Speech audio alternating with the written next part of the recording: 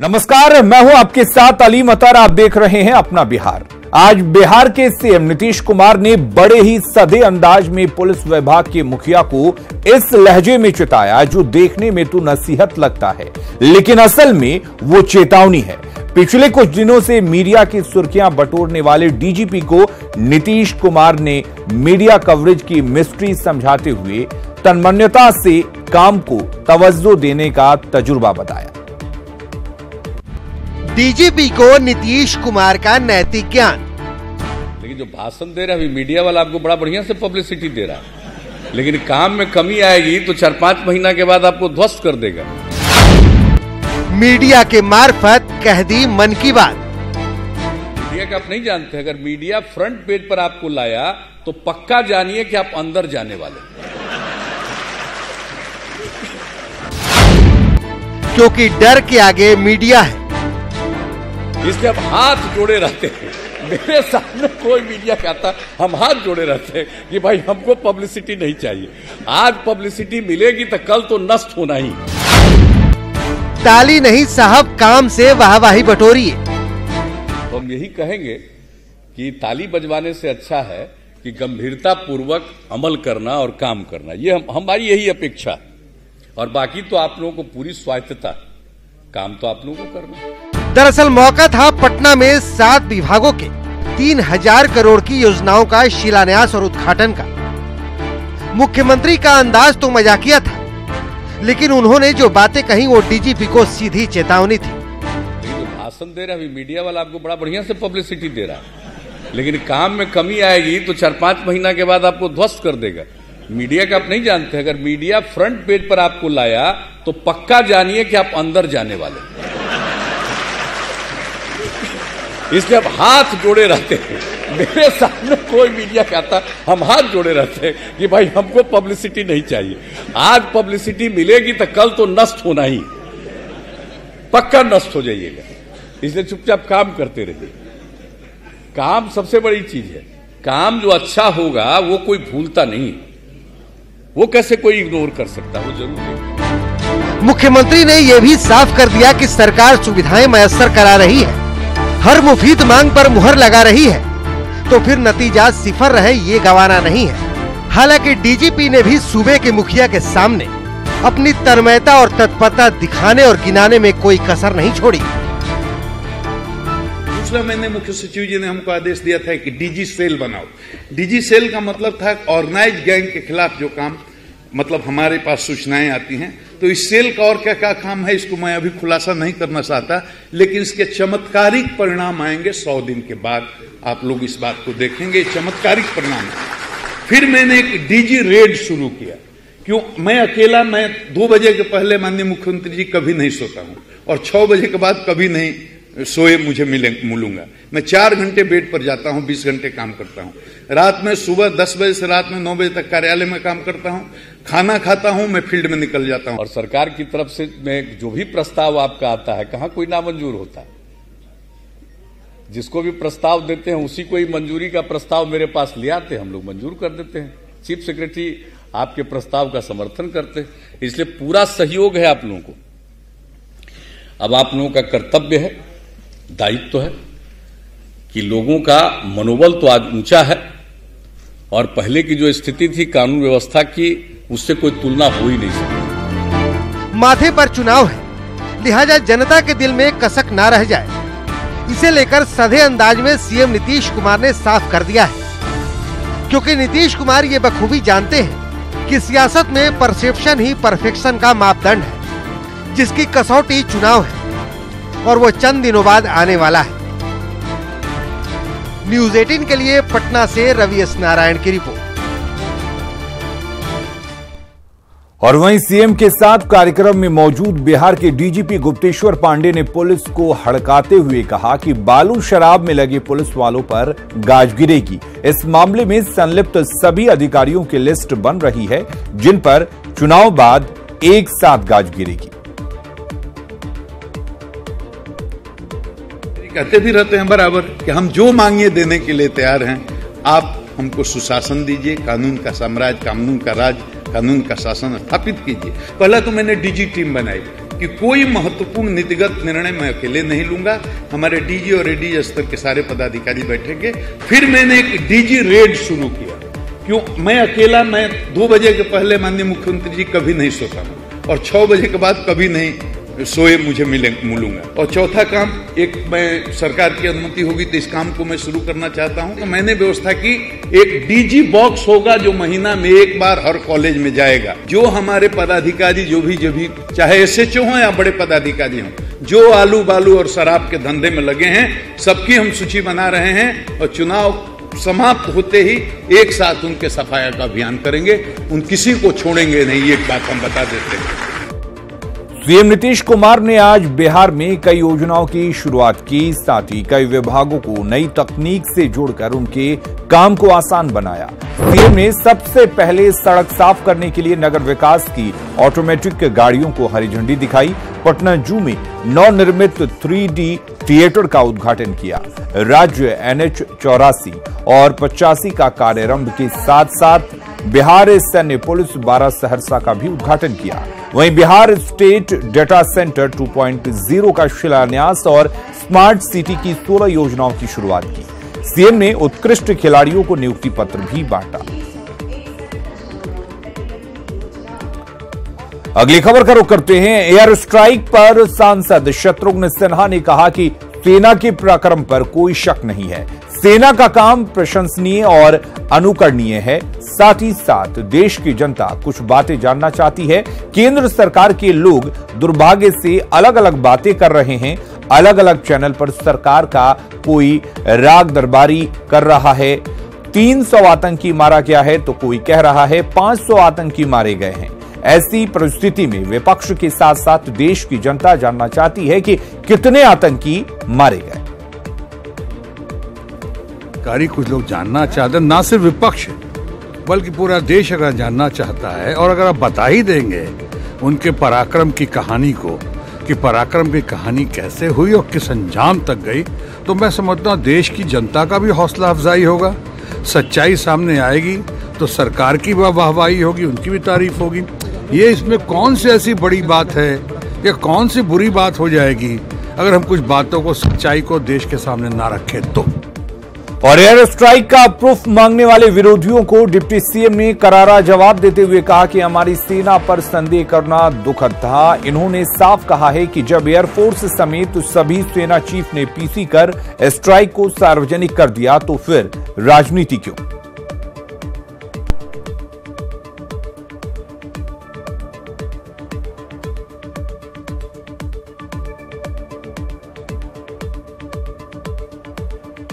Air force के जो chief हैं और जो आर्म्ड फोर्सेस के चीफ है, तीनों ने आकर जब प्रेस कॉन्फ्रेंस करके यह बात कह दिया, सार्वजनिक तौर पर कह दिया कि हमने एयर स्ट्राइक किया है, उसके बाद उस पर संदेह करना ये बहुत ही दुखद था। और देखिए, इस मामले में कोई राजनीति नहीं होनी चाहिए। हमारी सेना के जवान अपनी जान की बाजी लगाकर और बदला ले रहे हैं, आतंकी ठिकानों पर हमला कर रहे हैं और उस पर तरह तरह के प्रश्न उठाना ये उचित। कांग्रेस ने लोकसभा चुनाव से पहले बिहार के लिए अपनी जंबो कमेटी की घोषणा की। कांग्रेस ने दावा किया कि उनकी लंबी चौड़ी कमेटी में सभी जाति धर्म के लोगों का ख्याल रखा गया है, मगर विपक्ष इस पर चुटकी ले रहा है।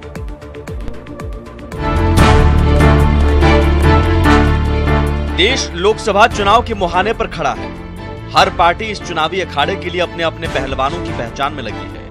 इस बीच कांग्रेस ने बिहार में अपनी नई कमेटी की घोषणा कर दी। एनडीए से निपटने के लिए कांग्रेस ने 9 कमेटियों के जरिए 321 नेताओं की फौज तैयार कर ली है। समिति में जो कोशिश किया गया है, ये सभी जात, सभी धर्म और सभी काम करने वाले जो लोग इन्वॉल्व थे इसमें, सबों का समायोजन किया गया है, इसलिए कुछ बड़ी हो गई है। बिहार में अभी भी जमीन तलाश रही कांग्रेस भले ही अपनी लंबी चौड़ी कमेटी बनाई है, लेकिन इसका उनके विरोधियों पर कोई असर नहीं। उन्हें तो इसी बहाने कांग्रेस पर निशाना साधने का एक मौका मिल गया। देश से जहां कांग्रेस सब हवा हो रही है, जिस कांग्रेस के बड़े नेता दिग्विजय सिंह बयान जिस प्रकार का दे रहे हैं, कौन देगा कांग्रेस को वोट? तो कांग्रेस अपनी पार्टी को बचाए रखने के लिए केवल कमेटियां बनाने का काम करते रहे। तो जब तक आप बी टीम के सदस्य रहिएगा, लालू यादव जिंदाबाद बोलिएगा, कमेटी बनाते रहिए, जनता आपको डिस्कनेक्ट कर चुकी है। कांग्रेस ने इस जंबो कमेटी के जरिए पार्टी के नेताओं को खुश करने की पूरी कोशिश की है, लेकिन कांग्रेस का यह दांव कहीं उल्टा न पड़ जाए, क्योंकि कांग्रेस में पद को लेकर विवादों का पुराना नाता रहा है। साकेत कुमार, पटना। और आज सियासत में जूता स्ट्राइक देखने को मिली। दरअसल संत कबीर नगर से बीजेपी सांसद शरद त्रिपाठी ने अपनी ही पार्टी के विधायक की जूते से पिटाई कर दी। संत कबीर नगर की मेहदावल सीट से बीजेपी विधायक राकेश सिंह बघेल और सांसद शरद त्रिपाठी जिला कार्य योजना समिति की बैठक में थे। इस दौरान योगी सरकार में कैबिनेट मंत्री आशुतोष टंडन और डीएम साहब भी मौजूद थे, लेकिन जब तक कोई कुछ समझ पाता, सांसद महोदय ने जूता निकाला और विधायक को पीटना शुरू कर दिया। बताया जा रहा है कि एक शिलापट में सांसद महोदय का नाम नहीं था, जिसे देखकर वो भड़क गए। जूतम पैजार के बाद काफी देर तक अफरा तफरी मची रही। पिटाई से नाराज विधायक समर्थकों ने डीएम ऑफिस का घेराव किया और सांसद के खिलाफ कार्रवाई की मांग की।